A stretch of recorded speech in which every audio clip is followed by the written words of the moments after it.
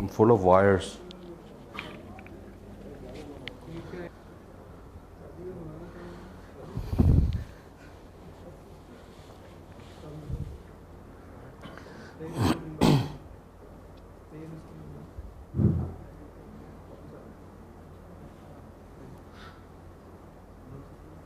Bismillah, alhamdulillah, wa salatu wa salam ala Rasulullah, Sayyidina Muhammad wa alihi wa sahbihi ajma'in. Dear brothers and sisters in Islam, on behalf of Discover Islam, I welcome all of you with the greetings of peace and salutations of paradise. Assalamu alaikum wa rahmatullahi wa barakatuh. Wa alaikum salam. Today we have a professional trainer amongst us, and most of you know him better than me, Brother Asif Osman. I shall give you a small introduction about him. Asif Osman is a long-time resident of Bahrain and UAE with experience in management across 4 industries: travel, loyalty marketing, training and e-commerce gateways, that is online payment processing. He is a consultant who has been presenting customized interactive workshops since 2002 to audiences in Bahrain, UAE, Qatar, Kuwait, Saudi Arabia, Oman and a few other Middle Eastern countries. His passion to solve problems has brought his clients less conflict, improved productivity and an increased effectiveness in the workplace. Brother Asif has 24 years of experience as a senior executive in the travel, training, payment processing and loyalty marketing industries. He has traveled widely and managed multinational groups. As a soft skill trainer, he has delivered various talks and courses for SMEs in the GCC, various business professional groups and conferences, unions and volunteer organizations. His expertise has also been exercised in customized personal training sessions for students, managers and leaders. His energetic, humorous and interactive presentation style provides his workshop with variety and pace, which makes the atmosphere conducive to retentive learning. Currently he is unemployed, therefore spends much time learning, as he believes learning never stops. So with this, I will hand over the floor to Brother Asif Osman to present the subject today, which is evaluation skills. Over to you, Brother Asif. Bismillahir Rahmanir Rahim. Assalamu alaikum. That was one clap. So I'm not really looking forward to claps, but somebody told me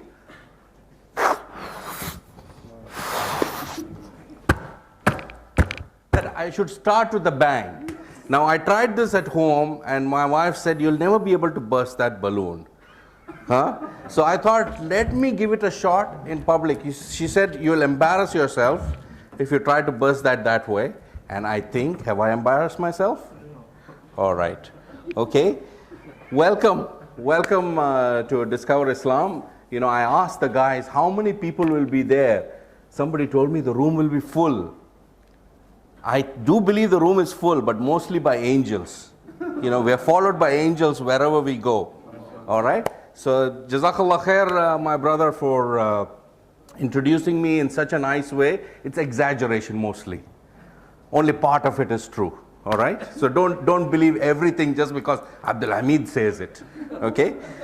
Now today we are here to talk about evaluation skills. Everybody knows the meaning of evaluation because you went through school and you were always being evaluated. Your mark sheets were being evaluated, right? But today we are going to talk about evaluation of speeches. I am giving a speech.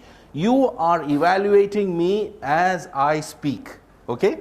Now what is written on the screen over here is not that important. I'd like you to look at it once in a while, but not that critical. I know it's not very clear as well. But it is a critical skill to be able to evaluate other speakers. Why? You will notice in my presentation, in my speeches, I do not like to just talk. I like to make people talk. So when I ask a question, it's not rhetoric. I would like an answer. So why is it a critical skill? Hello, wake up, it's 8:10. Huh? It's actually so that you yourself also learn how to... Exactly. Everybody got that? You evaluate speakers because you want to develop yourself, and you are evaluating because you understand what was good, what was bad, and what can I learn and what can he learn. So when you do an evaluation, you're trying to teach other people how to do a better speech. Even though you may not be a good speaker, but you have observed something that could help him to be a better speaker. All right? Does everybody know what's the meaning of subjective and objective? What's the difference between subjective and objective? Now this man wants to answer all the questions, no monopoly. So we'll give a chance to somebody else. If nobody else wants to answer? Probably you would have attended your lecture before. No, I've never done this type of lecture before. It's not a lecture, I've never done this kind of presentation. Subjective, objective. Is there an English lady here who knows English? Subjective, probably you're talking about pretty much subject. No, the word subjective means it's your opinion. When you say objective, it's based on measurements, usually scientific measurements. So if I said, he spoke for a very long time, that's a subjective statement. But if I said that he spoke for 12 minutes where the speech limit was supposed to be for 10 minutes, that's an objective statement. So what am I going to do today is mostly subjective. It's my opinion. So how to evaluate, it's not that I have written the law on how to evaluate. I'm going to give you my opinion today. Okay, so understand this is all subjective. Because as you listen to me, you're going to say to yourself, I don't agree with that. That's okay. And as you listen to me, you're also going to say that I've seen better presenters. That's okay as well, because this is life. All of us are not made the same. All right? But I'm hoping some of the things that I share with you, you take home and say, I can really use this.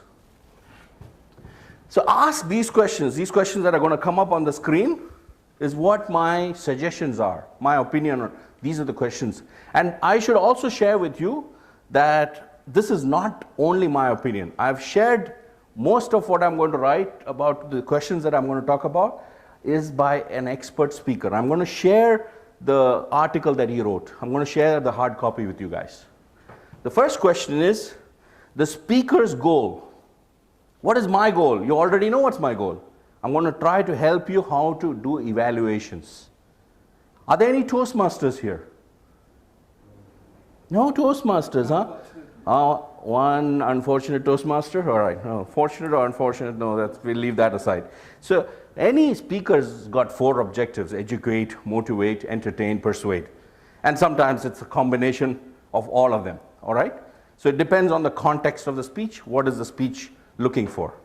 Okay? So was the objective achieved? You can only say that at the end, can't you? Okay? The only way you can say was the speaker's objective which was achieved was if you've gone throughout the speech, you've sat through the speech and you decide at the end, okay, he did a good job or he did a very poor job. So you can decide one of those things. Now one of the things that I'll encourage all of you to do is to interject and say, can I say something or can I ask something? But if you don't do that, at the end, anyway, I'm going to force you to do that.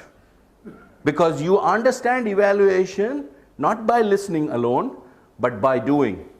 So I'm going to give you an exercise at the end. I'm going to ask you to look at some videos, which I'll show you in the end.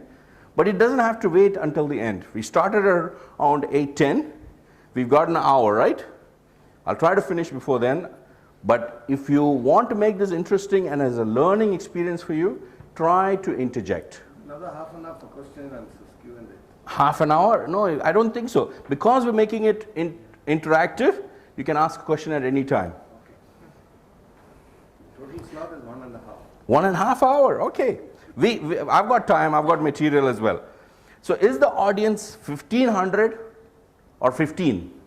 So when I came here, I had an idea of how many people to expect, right?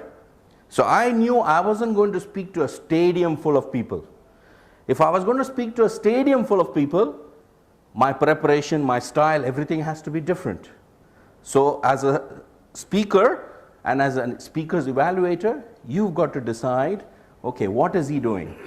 Is he speaking to this big group and not realizing that he's speaking to such a large group? Is he doing the appropriate things? So you've got to assess that. Body language. Some people like to stand behind the lectern, and that's okay. But body language is what conveys a lot of things about what we want to say. So body language is a critical part of communication. Has any of you heard this statement, communication is the mother of all skills? How many of you have a bachelor's degree? I have to put my hand down because I don't have a bachelor's degree. I didn't go to college. But somebody taught me early on that communication is an important skill.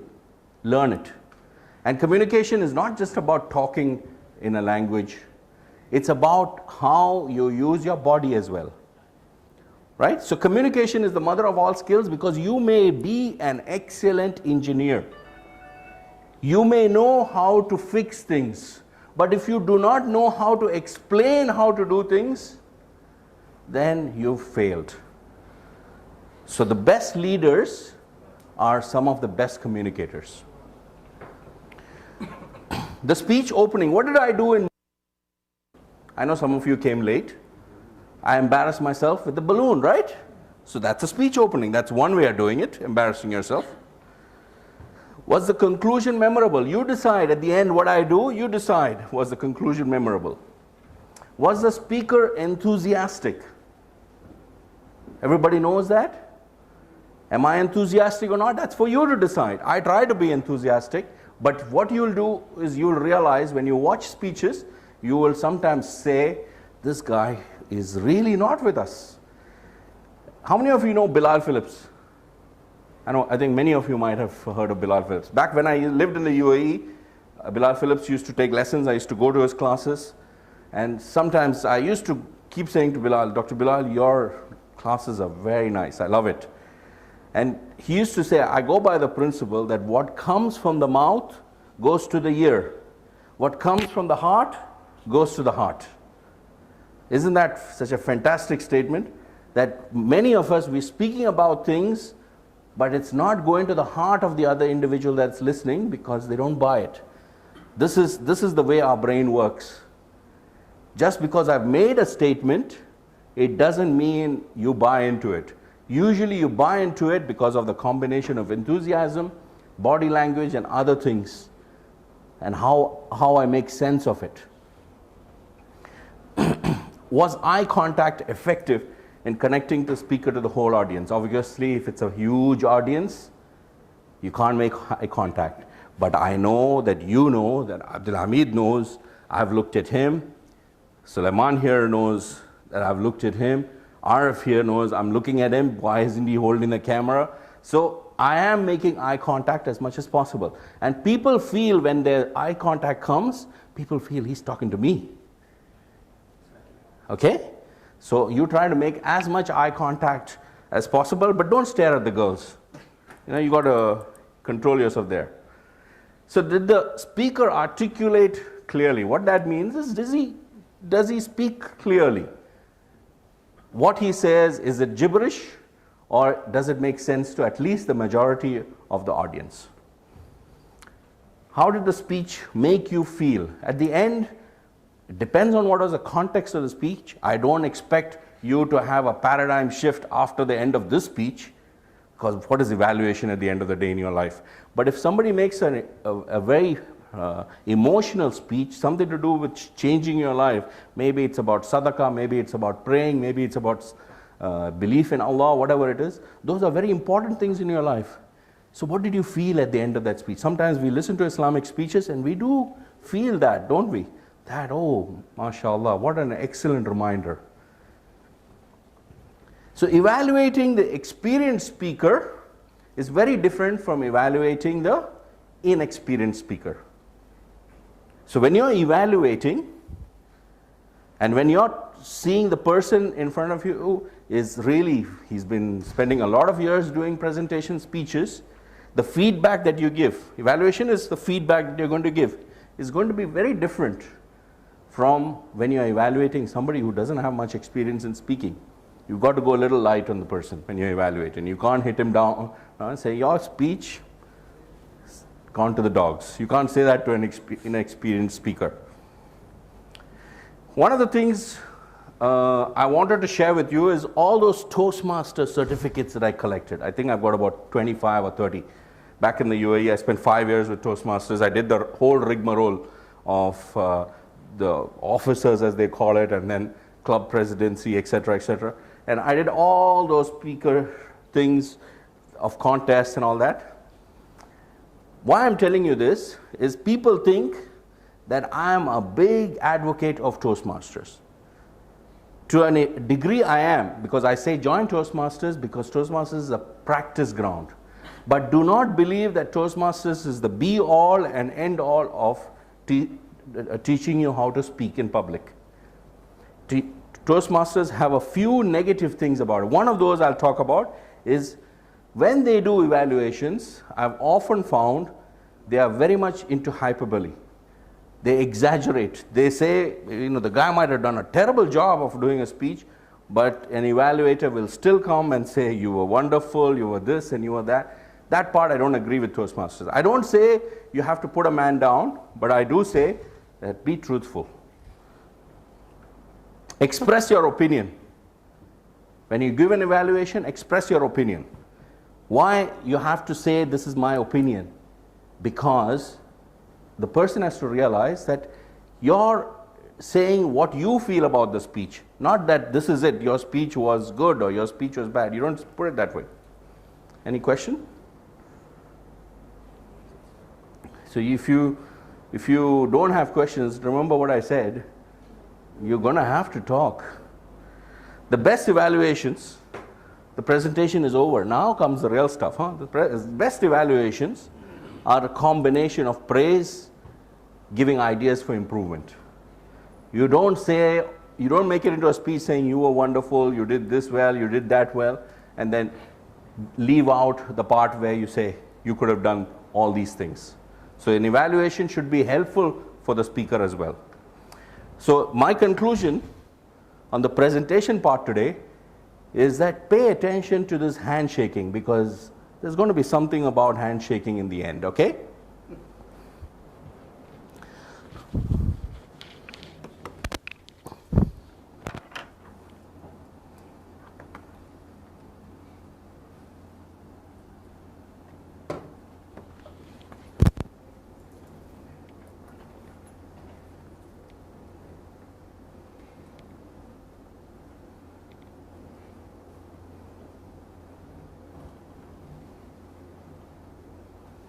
Okay, what I'm going to do, I'm going to give you a few handouts.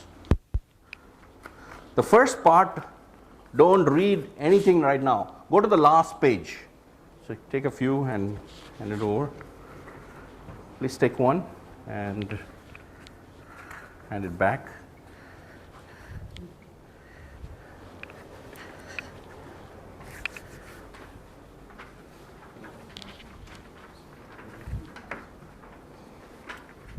Okay, go straight to the last page. You don't have to write anything now. Okay, this sheet is for you to take home and say, okay, how does this evaluation thing work according to this guy called Asif? What I'm going to do is I'm going to show you 3 speeches, not all of it. Okay, if we have time in the end and if people are still interested, maybe we go and look at the whole speeches. But to try to save time and to reach our objective, as they say, KISS, keep it short and simple. I believe in that. We don't have to make a speech long because I've got a 1.5 hour slot. Okay? So I'm going to show you 3 speeches. I'm going to cut off in between, where it's necessary.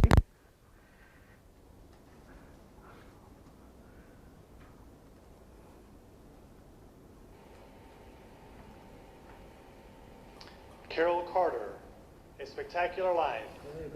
Spectacular line. That's okay. I think it's clear because there's so few people.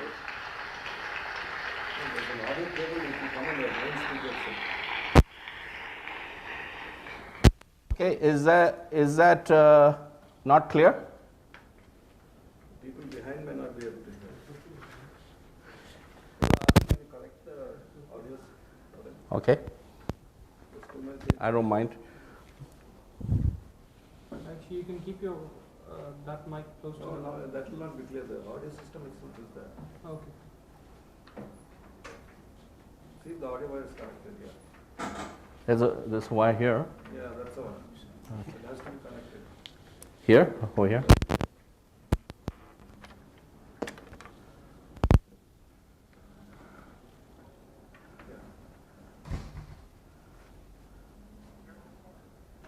Spectacular line. Spectacular line. Carol Parker. A little louder. Okay.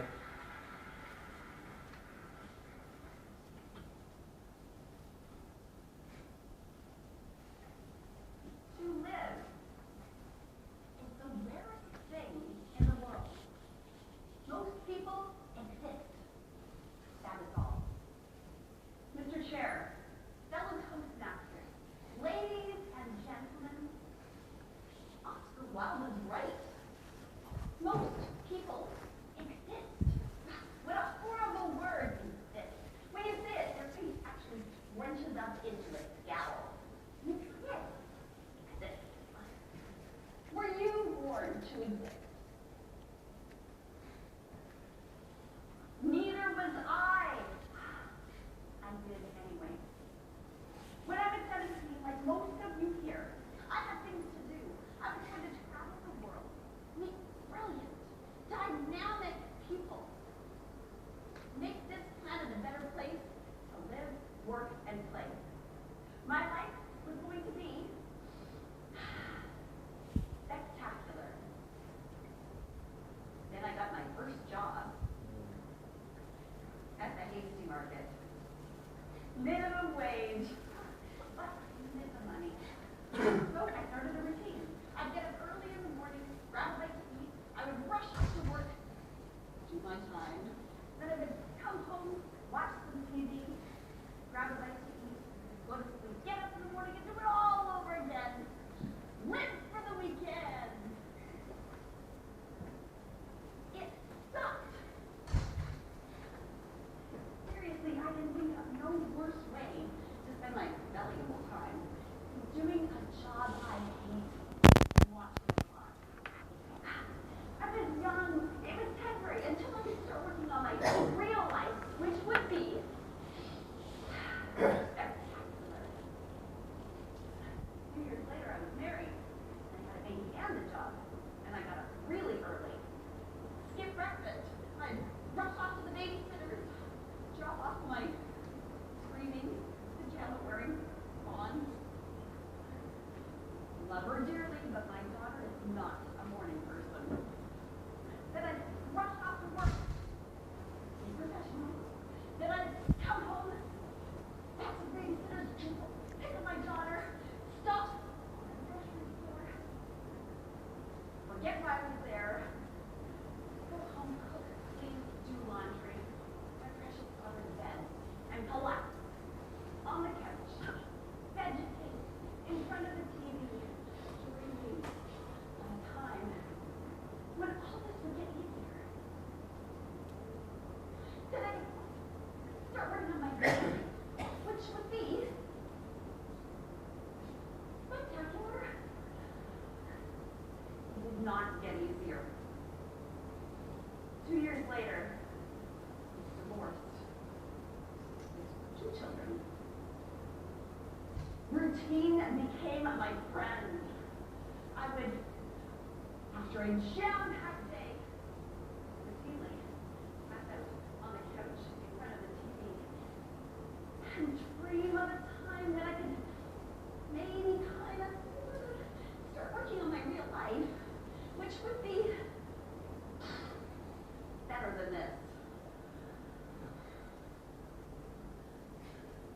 I was 27. June 5th, 1996. After yet another jam-packed day, home to an answer machine. Messages for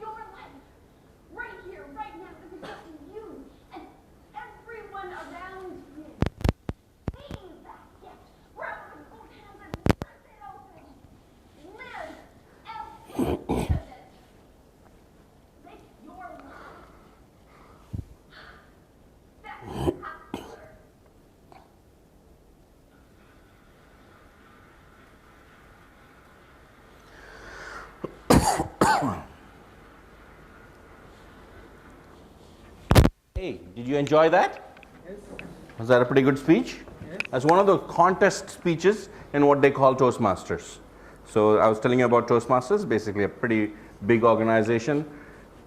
Not so great, but has its positive points as well. So that was a contest. What I want you to do, and here comes the fun part for all of you. If you don't put up your hand, I'm going to have to actually select one of you. Okay? What I want you to do is come and give a 1-minute evaluation. So that guy back there, you see him? What he's doing, he's saying, I'm a cameraman. Obviously, I cannot come here. Yeah? Okay, so for 1 minute, who wants to come here and give an evaluation based on some of those points that I mentioned earlier?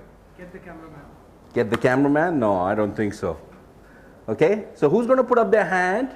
If somebody doesn't put up their hand, that's when I go all authoritarian and say, pick this guy or this lady.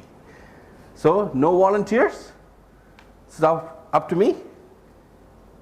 One of you ladies? They're looking away, you know, they don't, no eye contact for sure, huh? All right, we'll pick this gentleman here with the Dunkin' Donuts. All you do is 1 minute of evaluation of that speech. Okay? PMA, positive mental attitude. Come over here. You can take that mic. You can, yeah, you can stand at the lectern. No, it's fine. Okay. Take the mic so that it will be audible for everyone. Yeah, all right. Up to you. I'm No. loud enough. Yeah, all right, up to you. To be true, I don't remember the points exactly. Well, what points I'm. Okay, your time starts now. Okay, I really don't remember exact points. I was like the criteria that I'm supposed to evaluate her. But the thing, she was good at speaking, eye contact and everything. She was moving around enough, but she was moving around too much. I didn't like that part because she's like, you have to run your head behind her where she's going. Like I could see the cameraman, he's just, you know, all the time moving around. That's the thing I didn't like about her. The rest, all was good. I don't know what goes around in Toastmasters. I've never made it to Toastmasters. But I don't know. I don't have much to say about her. That's the only thing. That's all? You didn't use up 1 minute? You still got 15 seconds. I don't know. That's it? That's All right, good, so. good effort. Thank you. Thank you. Now the next contestant is going to come and give a 1 minute evaluation of Mr. Dunkin' Donuts' speech. He's my childhood friend. Let me do that. Please. Ladies, your turn will come. So get ready with those hands. And your time starts now. Good evening, everybody. Saad came up to the stage, and first of all, he said, "I don't know what to do." That's the worst part. Even if you don't know, don't let people know what you really feel. Excuse me, he didn't say I don't know what to do. Or He's just got 1 minute. Don't interject. He's just got 1 minute. we will call you for my evaluation. Yes. Even if you're afraid, you don't let people know that you're afraid. Even if you don't know anything about the speech or about anything else, don't let people know. They know that you're a pro, that you know everything.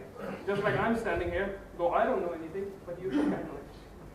So, first of all, never say that. Secondly, never claw your hands like this when you're speaking. Because whenever you claw your hands, you restrict your hand movement. And whenever you restrict your hand movement, you restrict your body movement. Always keep them open. She was swaying away from place to place. Okay, around. time up.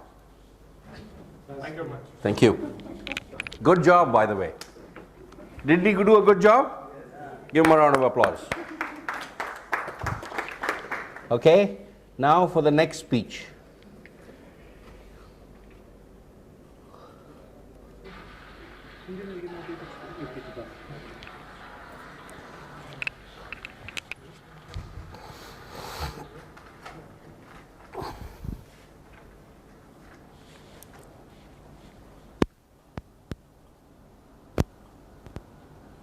You and I are not very different from this flower. Just like this flower is unique. You are.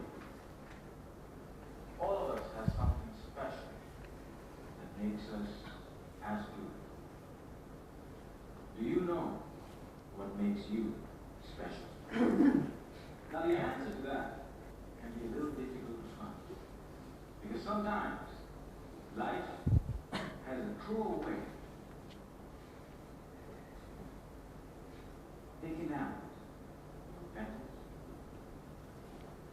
breaking you in two, and throwing you into the trash. And when you're broken, it's very difficult to feel special. So God to share my fellow flowers. I can remember the first time I grew. I was 17 years old. I had already flunked high school and managed to get myself arrested. Now, I wasn't afraid of the cops, but there was one person I was very afraid of, and that was my mom. Raise your hand if you have emotional mother. Let me see. Put them all together. You get my mom. I can hear her scream outside the police station. Even the cops were afraid. She came up to me, held the iron bars, looked into my eyes, and I saw a tear coming down her face. Now I've seen my mama cry before, but mothers cry 3 types of tears. Tears of joy, tears of sorrow, and tears of shame. And when a son sees a mother cry tears of shame, that's a life-changing moment. She looked at me and said, son, I want you to be a better man. That night, when I drove home, my dad was waiting for me at home. Now, my dad is a cool dad. Raise your hand if you have a cool dad. Put them all together. You get my dad. My dad came up to me and said, son, it's okay. You flunked your exams. You already got arrested. That's fine. You get that from your mother's side. I want you to start working immediately. And I said, okay. So my dad took me to meet one of his friends called Sam. Now Sam was an accountant who had an accounting firm and had generously decided to make me his personal assistant. And then he was. He looked like a teddy bear. But this man was special. I looked at him, and he looked at me. And then he said the most amazing thing. He said, son, I see something in you, but I don't know what it is. If you decide to work with me, I can help you find that something. And I was like, whoa, that's the first time in my whole life somebody has ever told me they see something in me. And I started working with Sam. And every day after work, he used to tell me stories about the world, about history, about culture, about philosophy. And it was much more interesting than what I learned in school. And I discovered I can read. And I started reading. After 1 year, I went back into high school, completed my exam, and went into college. After successfully completing college, I found a great girl, but not a job. I didn't know what I wanted to do with my life. Have you ever had that problem? Now when you're lost, it's difficult to feel special. So I went back to my cool day. And I said, Dad, I feel lost. He said, you are like your mother. So my dad introduced me to this strange club that had a strange name, with strange people talking. On the first meeting, they told me to do something called a table talk. I aced it. But while I was speaking, I seen a strange man seated in the back room, humble, simple, the unfailing quality of kindness in his eyes. As soon as I finished, he walked up to me, looked me dead straight in the eye, and said, son, I see something in you. But I don't know what it is.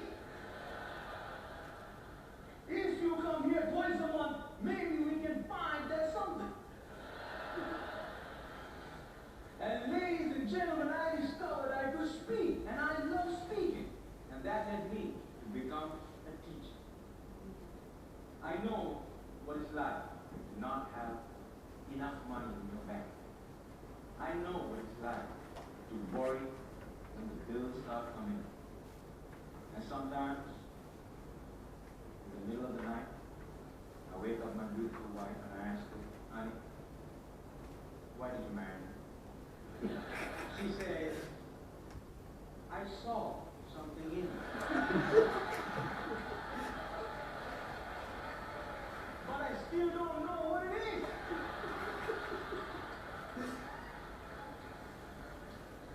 Ladies and gentlemen, today I'm a dreamer, I'm a speaker, and I learned the unfailing quality of unconditional love from my wife.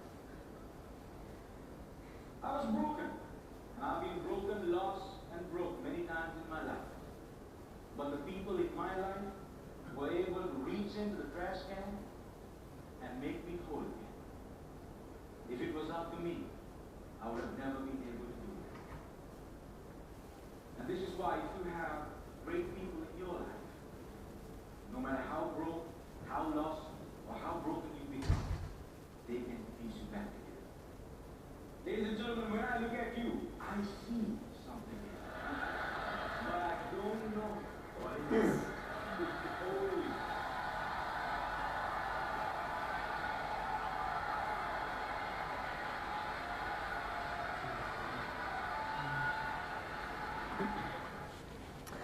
Pretty good speech, huh? Okay, so whose turn it is?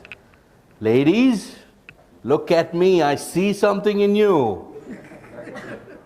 All right, so which lady is going to volunteer? No eye contact. Somebody mistakenly making you over here in the whitish kind of hijab. Would you want to give it a go? No? No ladies? As you can see, I'm not hard with the ladies, but with the men, it's a different story. Ahmed, come on over. 1 minute, no interjections, because he's just got 1 minute. When I say go, he's going to give a 1 minute evaluation of this chap's speech. And you know what's going to happen next, right? Go. Okay, the second speaker was a bit better than the first speaker because he was a bit calm and he was not moving around too sharp, and he was giving nice stories, and the reaction from the public, from the audience was good, and he made them to feel that his story is a bit, coming into them, and then the way they were laughing back mean to say they understood what he was saying. So I would have said that he was good, he was better than the first speaker, but somehow... Your audience is there. My 1 minute finished. No. You got 25 minutes, 25 seconds to go. Okay, for the first speaker, somehow she was good, not that bad, but a bit rushing and giving some sad stories. Saying her background, her stories. That's why the audience wasn't that happy. I don't know. So they're different opinion. That's my opinion. All right. Thank you very much. Gentlemen, you know what you're going to do, right? No second chances. Okay, I'm going to pick on somebody new. I'm going to pick on somebody from Khartoum. So how many people here from Khartoum? Where is Khartoum, he asks, he needs a lesson in geography. Yes, sir. So you give a 1 minute speech about Ahmed Koeji's speech, okay? And you're ready to go. Ahmed, meet Ahmed. Yeah. Ahmed, he came to evaluate that speaker, but he's focusing to compare the previous and this one. And another thing is in his speech, he didn't focus on the audience. He's just talking to one guy or facing to one Mr. Asif only. Another thing is his hands or body language, what he is doing is not much clear to explain what he is doing today. Okay. You got 20 minutes, 20 seconds. Like this. People from Khartoum are like this? Yes. Thank you. So short and sweet. You're tall and sweet. Thank you.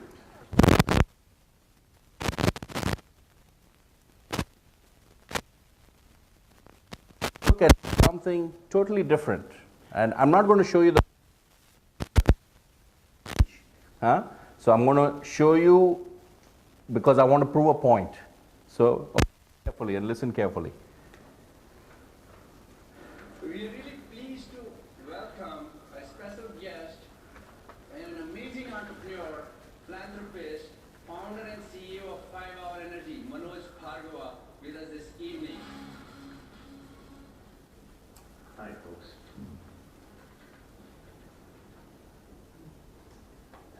Usually, everybody asks me the same question first, so I'll probably try to get to that first so that we can kind of move past it. Which is, how did you start this thing? And what made you want to start this thing? What happened is, I had a company that I retired from, and then I found out that retirement was harder work than working. So I went back and I said, okay, if I start a company, if I don't have a technology, then I'm working by the hour. So I said, okay, I got to find some technology.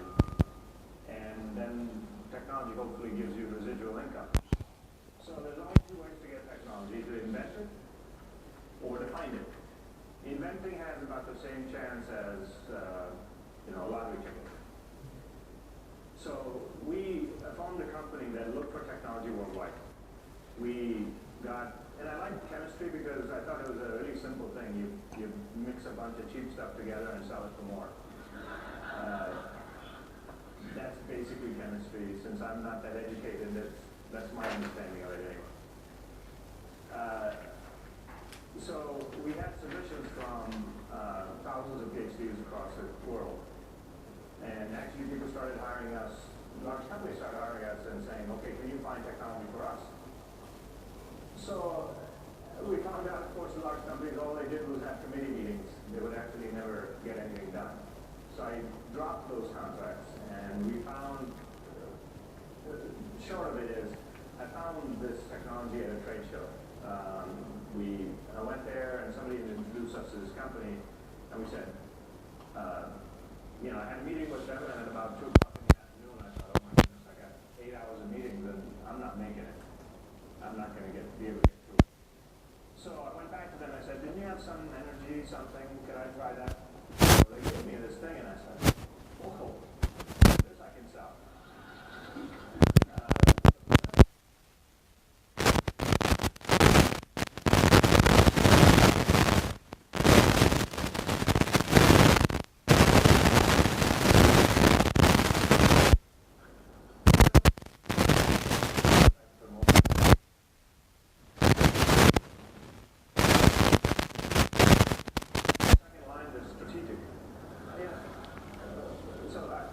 We just did it differently. We said, no, just use common sense and just go. And do it now. To give you examples, we don't have, our meetings last, most of the meetings last about a minute or two. Because most of the time, it's like a decision of saying, I'm on the roof, should I take the stairs or the fast way down? It's really not a decision. And yet, they'll schedule a half hour, an hour meeting with 18 people. Should we jump off the roof or take the stairs? Most of the time, at least the people we have, would rather take the stairs. So we did really, really simple stuff. And our whole job is to make the business really simple. All right, I'm gonna cut it off because it's a pretty long speech. If you're keen to watch it, you can just go to YouTube and Google it. Okay. Now I'm going to ask somebody again. You want to do it? Very good. Hands up for one man. So it's 1 minute. And you're going to. Okay, go. Yeah, hi everyone.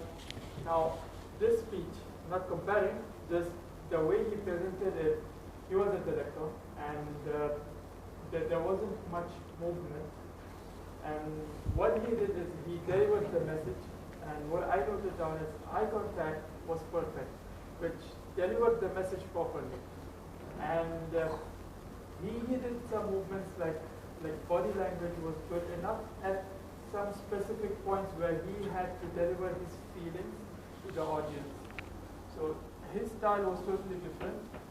And what I conclude that it is not important you move or you're standing at a place. The main thing is you're delivering the message, and it depends on your topic.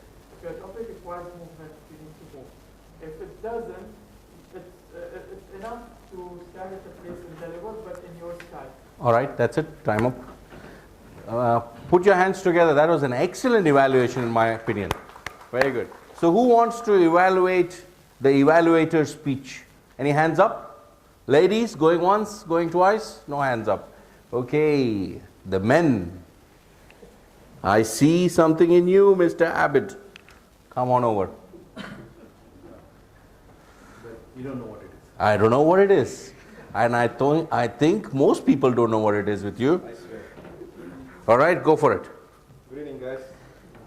Okay, I don't know your name, brother. Nadeem. Brother Nadeem had evaluated the previous speaker.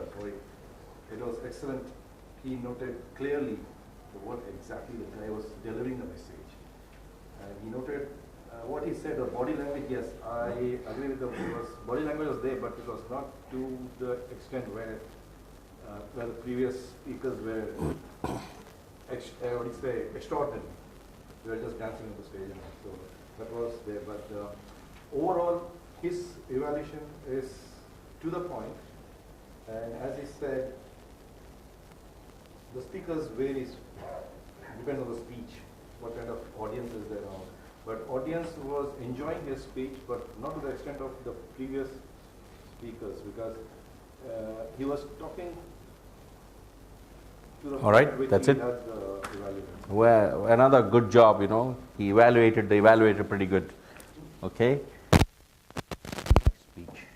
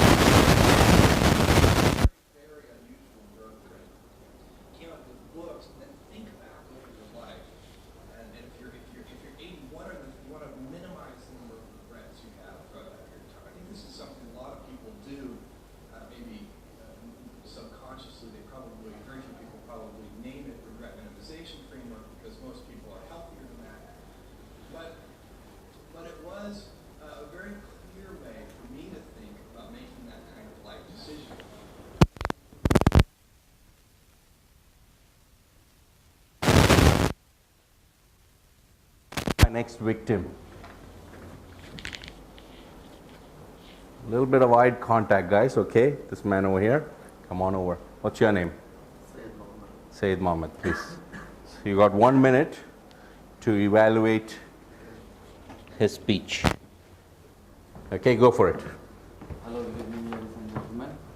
The speech delivered by this gentleman it's a good speech actually, because it's not subjective, it was objective oriented. That was most important, and his body language was very much controlled. He was directly focusing on his audience completely, and the success he has achieved in choosing the Amazon.com name, that he defined it in a right way so that it reaches the audience mind and heart properly. So I find it's a good speech and perfect. Thank you. Thank you. You have a few seconds, but that's it then. Fine. So, who's going to evaluate? That man right over there at the back. You. Yeah, you're the one. So, you know what to do. 60 seconds, you're going to evaluate Said Mohammed's evaluation. Yeah, thanks. Welcome. Alaikum salam. This is somewhat awkward, but I'm going to try not to be too harsh. Sayyid Muhammad was talking in a faster rate than he should be talking, and the reason I think was because he was somewhat nervous. And you shouldn't show the nervousness. I mean, I'm somewhat nervous as well, but I think I'm doing kind of okay because I'm not feeling. I am feeling something, but you're feeling something else because you do not live inside me. So I guess that makes it a lot less awkward. Yes, speaking too fast and speaking in a really soft voice were the main issues. But other than that, the evaluation was in its place. He was objective, and you were correct with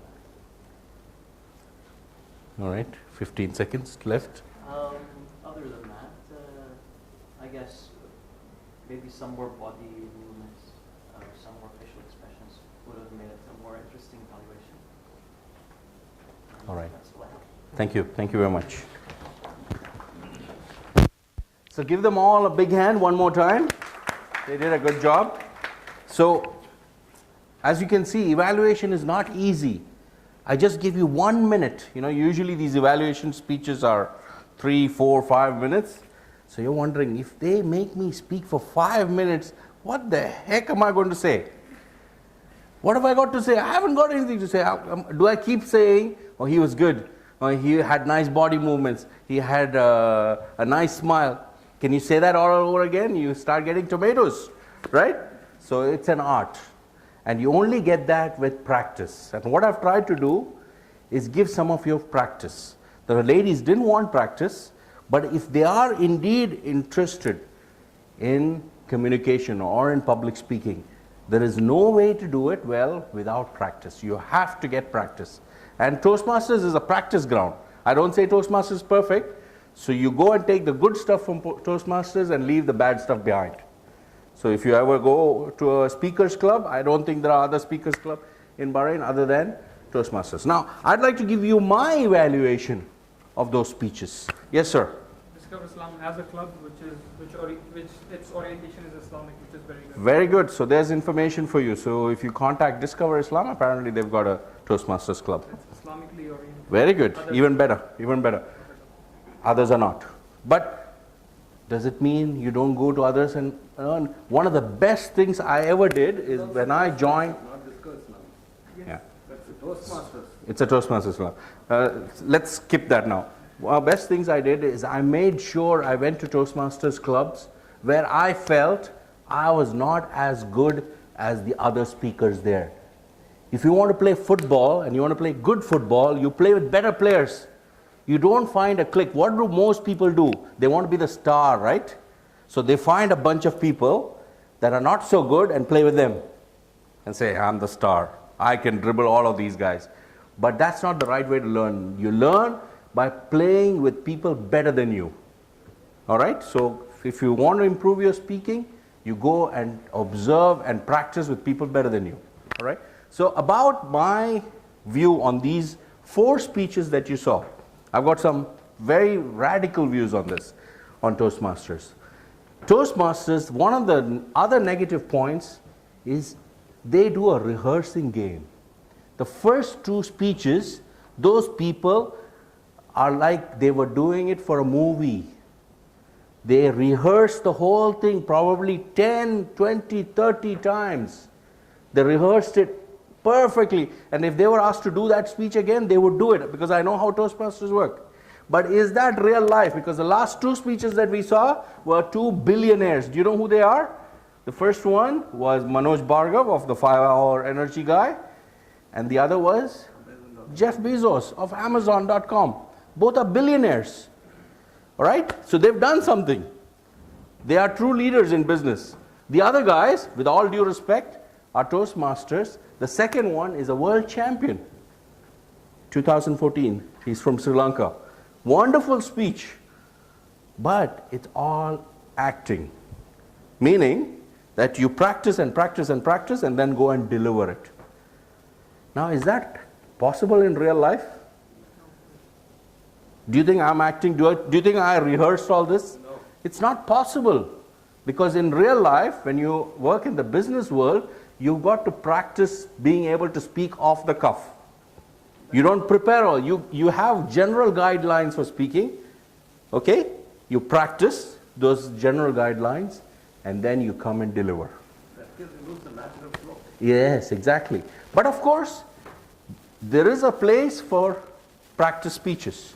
There is a place sometimes when you know there is not going to be any interjections from the audience, when you know that you can deliver a practice speech, by all means, if you like, go and deliver a practice speech. Sometimes practice speeches are where you start. Practice speeches you start. That's when you start getting a bit of the foundations of how to speak. Right? So in that respect, don't take it away from how to do practice speeches. Okay, I'm going to show you a couple more and we're going to cut it in about 10 minutes. All right? Okay? The other big part of those speeches, what did you notice? Like he articulated very well. He didn't really need to have all that drama. He was behind the lectern and he was being able to connect with the audience. He did that quite well. Even though he was behind the audience, humor is a big part of any speech. If you can evoke humor, by all means you're connecting with the audience because people are not going to laugh at lame jokes. If they like you, they're going to laugh, right? The other part is, of course, Jeff Bezos. He was delivering an educative speech. He's talking about, but he had that nice smile on his face. You know, some people come here and they talk as if they are at a funeral. Yeah? But a speech has to have all elements, especially if it's a speech to educate. You need to have a smile on your face. People connect with a smile. All right? So those 4 speeches are totally in different leagues. So that's why I was fast forwarding some of those segments so that you guys got the gist of those other speeches. We're not going to go over for long, just 5 or 6 minutes to go. What I'm going to do is I'm going to show you 2 politicians. Politicians are the greatest speakers in the world, but not all of them are all that great. I'm going to show you the marked difference between 2 politicians, okay?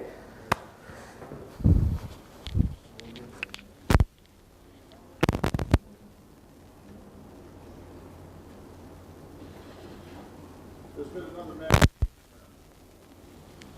This time in college at Ford. And these are more American families, moms, dads, children, whose lives have been changed forever. And there's another community, Sunwood Reef, and communities across the country, forced to relieve their own anguish, and parents across the country who are scared because they know it might have been their fault or their fault.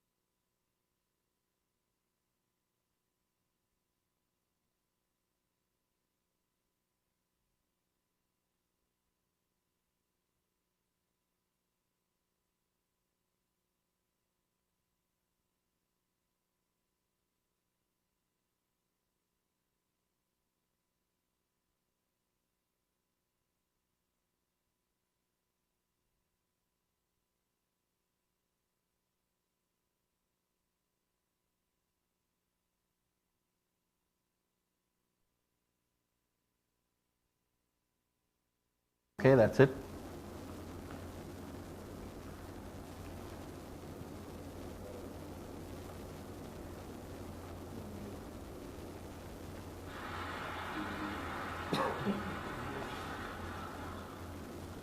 Mayor, Campbell Newsman, Lord Mayor Finance, Chief and friends.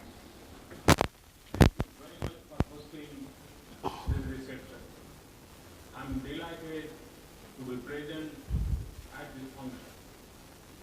Congratulations to Brisbane for being such a wonderful host to G20.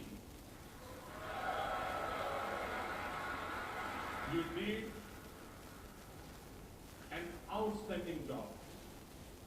I know that you have often lived in the shadow of Melbourne and Sydney. I don't think we need. So what do we see? When politicians talk, there's loads of people ready to give applause. I mean, everybody has got their motives. But then you saw two marked differences. One was a natural born speaker, and the other was struggling. But of course, you give credit to him, he's not an English speaker. And he must have practiced for days and days probably to get that speech right. Rehearsed many times. But the point I'm making is, it is possible to deliver a good speech if you practice well. This is the point. Okay? So we saw one very poor speech actually, but still delivered quite well because he probably rehearsed so much. Okay? So having said that, I promised you, those at least who are here early enough, to say, please remember the handshake picture. Because I'm coming to the end of my speech, I'm going to say why you should remember the handshake picture is, if you thought that my presentation was any good, come and give me a handshake, just the men. And if you thought it was no good, you just walk down that place and go and exit the room. That's it for me. Thank you very much. Thank you. Not embarrassed.